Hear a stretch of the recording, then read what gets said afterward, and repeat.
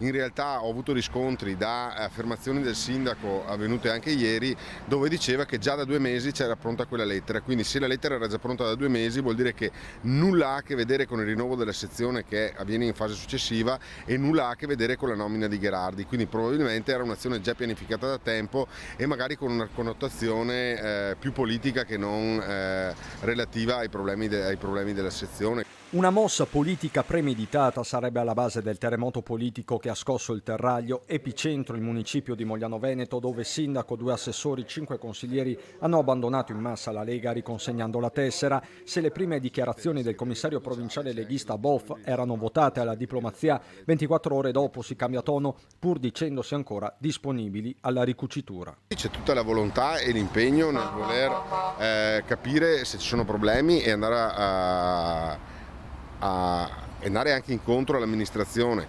compatibilmente con quelle che sono le regole di un partito, voglio dire. Ma i margini non ci sono, lo strappo è consumato. Il sindaco Davide Bortolato ribadisce fuori microfono la linea: il 30 giugno alle 18:30 in Consiglio Comunale nascerà un nuovo gruppo. La motivazione ufficiale, anche se non l'unica, resta la nomina di Alberto Gherardi a neocommissario della sezione moglianese del Carroccio, vissuta dagli amministratori ex leghisti come un affronto. Sullo sfondo alcune vicende giudiziarie che hanno visto lo stesso Gherardi coinvolto in veste di dirigente all'urbanistica in comune a San Michele al Tagliamento.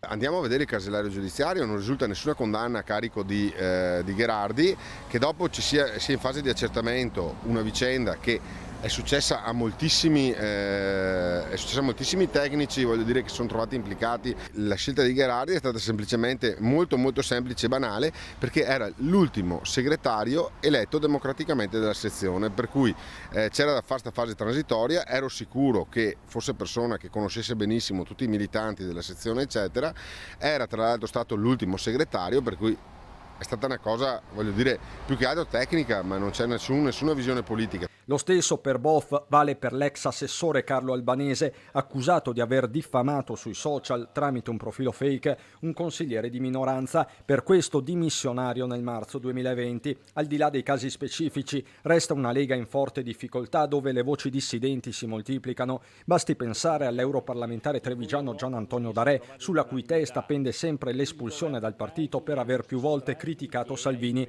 ma sono in molti a perdere i freni inibitori, così il consigliere regionale Fabrizio Boron. Gli sfoghi sulla stampa, ma non è una questione di Lega, avviene nel Partito Democratico, avviene in qualsiasi partito, solitamente succedono quando all'interno del partito non c'è un luogo dove discutere.